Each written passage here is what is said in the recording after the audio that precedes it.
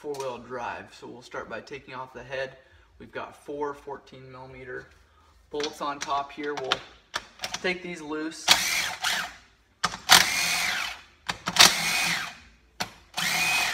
We've got a tensioner on the back side here. 2 8mm bolts there that we'll take loose.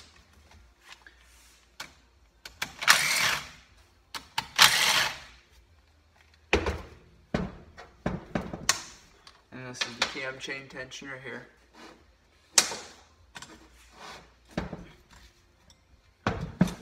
Turn to this side and there's the cam chain sprocket right here. We'll use an Allen wrench to take these 2 bolts off.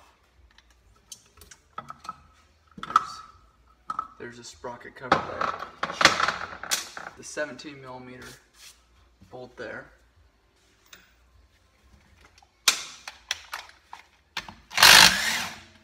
And this cam chain, if you let it, will drop down into the crankcase. So if you're just wanting to do the top end, you want to make sure you keep that, keep something to hold that cam chain out. And that sprocket there will just kind of pry off of that cam. Then you can pull the sprocket off of that chain. A couple Allens here that we'll need to take off before that head is pulled. You can see this motor here has a big hole in the case. There's some damage in the bottom end.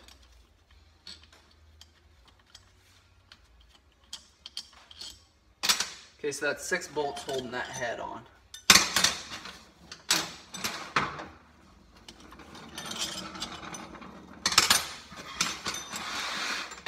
And that head will just rock right off of there.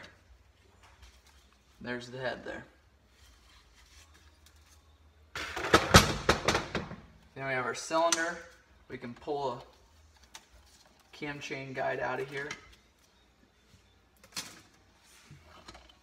And that just lifts right out.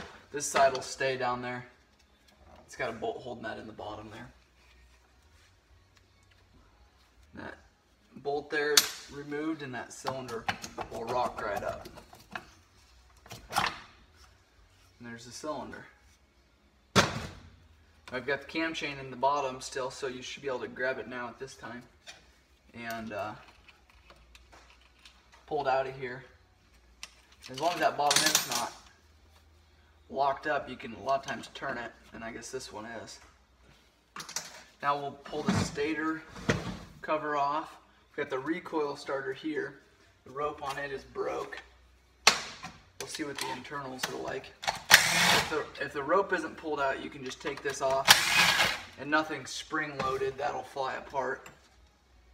This one looks to be intact, we're just missing the handle. So the rope will spin around here. There's a spring in the middle here. If you pull this spring, or if you pull this nut here, pull this apart, the spring will go flying everywhere. So that one will have to be rebuilt. This is the Recoil Cup here. This is the gear. When you have the recoil, you pull this, there's arms that pop out of here and it'll grab this cup. It'll spin off with a 17mm socket. Here's this bolt. We'll keep this bolt close by because I'll show you how we'll use it in a little bit here. And this cup will just pry off. It's splined onto the crank. There's the cup there.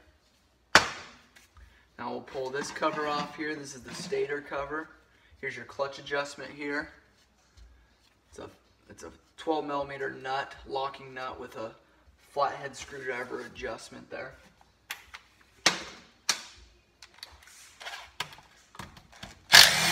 Eight millimeter bolts.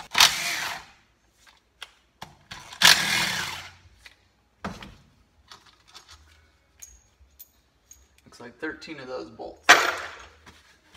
Now for this cover, what I generally do, take a hammer and I just tap on it, and that'll break that gasket kind of free there.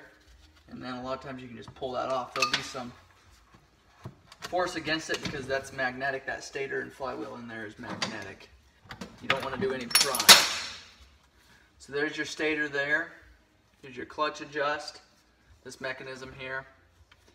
Here's your shift linkage there. You have your starter comes out here with a couple idler gears. And then your flywheel here. And we'll need a puller to pull that flywheel. Now what I like to do with this recoil bolt is to put this back into the crank. This puller here has got a bolt that runs through the center of it. It'll put pressure on this shaft, and if you can damage it very easily. So I like to run this bolt back in. That way the puller is pushing against this bolt and not against the crank. That way if the crank's good, you can keep it good. Now you want to run this flywheel puller all the way down as far as you can. If you don't run it far enough down, it'll pull the threads off your flywheel. And then tighten it up. And then run that bolt in, pushes pressure on that crank and pulls the flywheel right off of there. And you'll just be able to loosen this. And there's your puller there. There's your flywheel. You've got your one-way gear back here, and we've got your starter clutch right here, this gear.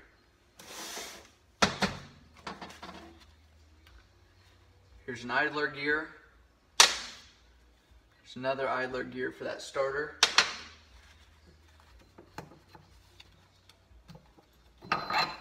And the larger gear here. There's a keeper on the bottom side. We might not be able to turn it because of that crank being bad. But to get that gear off, you got to get that keeper off of the crank.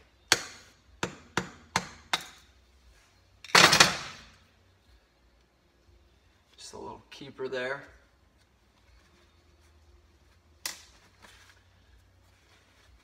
And then we'll be able to pull this bearing out. Now we can take this Recoil Cup bolt out of there, and I'll put it with it. Now we are ready. We can pull that other cam chain guide out. Two 10mm bolts there. And I'll keep these with the cam chain parts there. And this will slide out the bottom. And there's your cam chain there.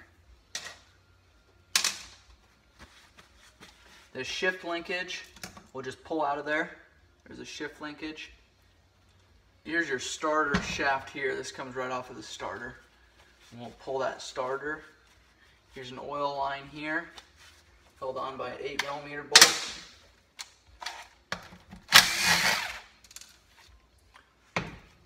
We'll pull that.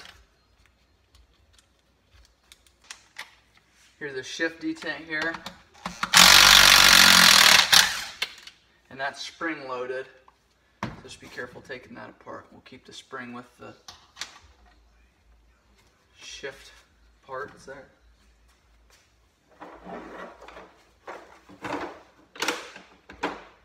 We've got a Torx on this shift drum here. It's going to be a T30. And you don't want to use an impact on this because if you spin this fast enough, it'll break shift forks on the inside or break that shift drum. So you just want to put some pressure on it. Flip it over and pull the clutch apart.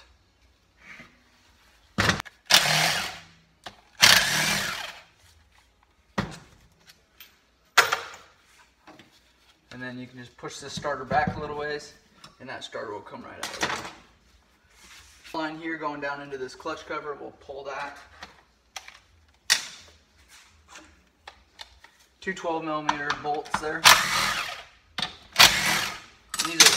These are banjo bolts, so they have holes running through them and up top. You want to make sure you use the right bolts there, you're not going to have any lubrication.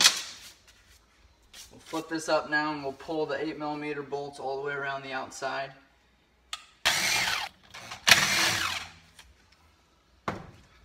14 of those bolts. Again, what I'll do is take this, tap on it, and that breaks. There's a linkage arm here, that's a 10mm bolt. I'll pull that first.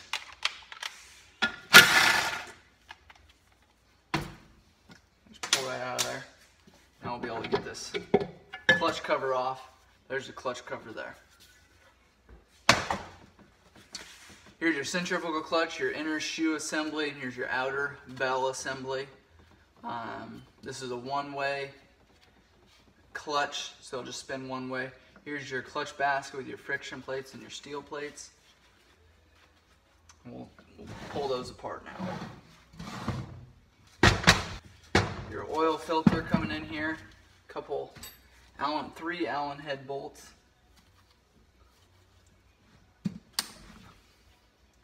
And make sure you get your Allen wrench set down in there really good. A lot of times I'll take a hammer and just tap on it just to make sure you're not going to strip that bolt out. 3 Allens, and this covers off. There's your oil filter there. Here's your counterbalancer gear. We'll take a screwdriver and flatten this little keeper.